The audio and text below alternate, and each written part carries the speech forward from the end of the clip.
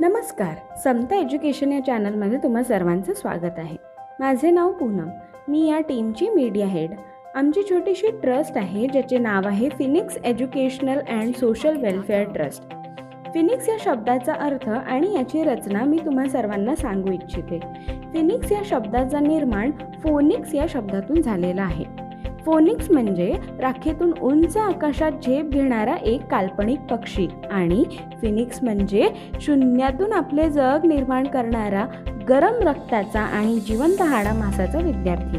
विद्यार्थ्याचा सर्वांगीण विकास हाच आमचा ध्यास, हेच आमच्या ट्रस्टचे मूळ उद्देश. या ट्रस्टच्या अंतर्गत आम्ही ही शैक्षणिक चळवळ राबवत आहोत.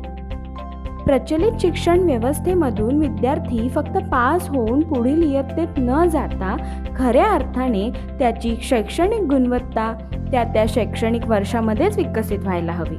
त्यासाठी विद्यार्थी, शिक्षक, पालक यांच्यामध्ये सतत संवाद व्हायला हवा. परंतु विद्यार्थी, शिक्षक आणि पालक यांच्यामध्ये अनेकदा समन्वय आणि संवादाचा अभाव असल्यास विद्यार्थ्याच्या शैक्षणिक गुणवत्तेवर त्याचा परिणाम होतो. विद्यार्थी शाळेत जातात, ट्युशन क्लासेसला जातात, परंतु विद्यार्थ्याच्या अभ्यासाचा पाया कच्चा राहिल्यास काय करता येईल? या दृष्टिकोनातूनच all India students, teachers and parents organization या शॅडो ऑर्गनायझेशनची बांधणी करण्यात येत आहे. फक्त ओपन डेलाच शिक्षकांशी संवाद न साधता नेहमी त्यांच्याशी चर्चा करून विद्यार्थ्यांच्या प्रगतीविषयी आणि अभ्यासातील समस्येविषयी लेखी स्वरूपात जाणून घेता येईल. या संवादातून विद्यार्थ्याला अधिकाधिक हुशार करता येईल, त्याच्या अभ्यासाचा पाया पक्का करता येईल. प्रत्येक बीजात एक महावृक्ष समावलेला असतो. फक्त त्या बीजाला योग्य जमिनीत रुजविण्याची, त्याच्या संगोपनाची आणि संरक्षणाची काळजी निरंतर घ्यावी लागते. काही काळाने त्या बीजाची मुळे जमिनीत खोलवर जाऊन घट्ट रुजली की आपल्याला लागणाऱ्या वाढीसाठी ते स्वतःच पाणी, क्षार इत्यादी घटकांची गरज भागवते. तेव्हा आपले काम पूर्ण होते. प्रत्येक विद्यार्थी एका बीजाच्या रूपात आहे. त्याच्यामध्ये सुद्धा महावृक्ष होण्याची क्षमता परमेश्वराने आणि निसर्गाने जन्मतःच दिलेली आहे. परमेश्वर आणि निसर्ग आपणा सर्वांपेक्षा SSC board, CBSE board, ICSE board, Mumbai university यांच्यापेक्षाही अधिक हुशार आहे. आकाशात उंच भरारी मारण्याचे सामर्थ्य त्याने विद्यार्थ्याच्या चिमुकल्या पंखात जन्मतःच दिलेले आहे. म्हणूनच आम्हाला विद्यार्थ्याच्या क्षमतेचा पूर्ण उपयोग करून घ्यावयाचा आहे.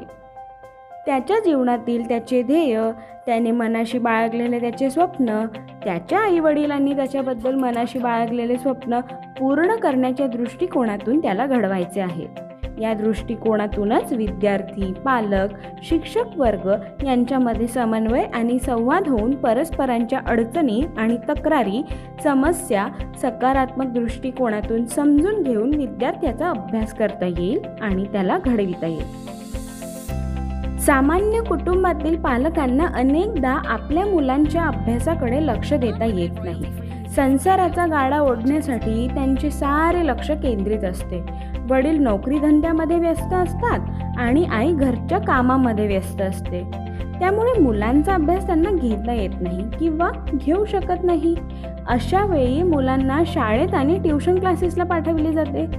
परंतु त्यांच्या अभ्यासाचा पाया पक्का होत आहे की नाही या गोष्टीकडे लक्ष देणारी, अगदी KG to PG पर्यंतच्या अभ्यासाकडे लक्ष देणारी व्यवस्था निर्माण करणे हे या संघटनेचे उद्दिष्ट आहे. सर्व पालकांसाठी त्यांची मुले ही त्यांच्यासाठी सर्वस्व आहेत. त्यांना सर्वोत्तम घडविणे हे या संघटनेचे ध्येय आहे. महोदय, विद्यार्थी संख्येच्या अभावामुळे किंबहुना सेमी इंग्रजी आणि इंग्रजी माध्यमांकडे पालकांचा ओढा वाढल्यामुळे एकापाठोपाठ शेकडो मराठी शाळा बंद पडत असताना मराठी माध्यमांच्या शाळांना वेगवेगळे उपक्रम राबवून विद्यार्थ्याची गुणवत्ता वाढवावी लागेल. मराठी शाळा कशा टिकतील याच्याऐवजी मराठी शाळा इंटरनॅशनल शाळेशी कशा स्पर्धा करतील याचा विचार व्हावयास हवा. आपल्या शाळेतील विद्यार्थी राज्य, राष्ट्रीय आणि आंतरराष्ट्रीय पातळीवर कसा अव्वल येईल यासाठी आपण सर्वांनी मिळून वाटचाल करावयास हवी. आमचे पूर्ण सहकार्य आपणास असेल.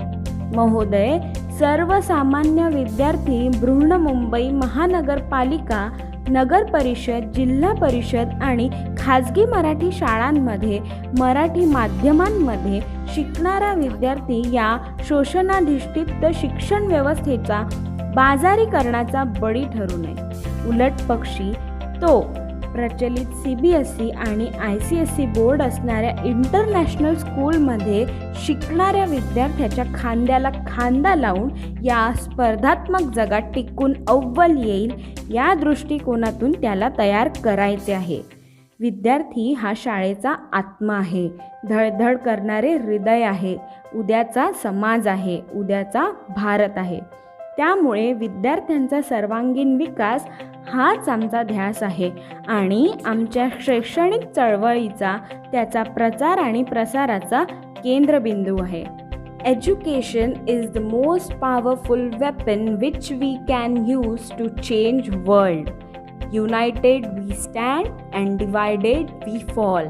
होय, आमची मुले उच्च विद्याविभूषित होऊ शकतात. Yes, we can.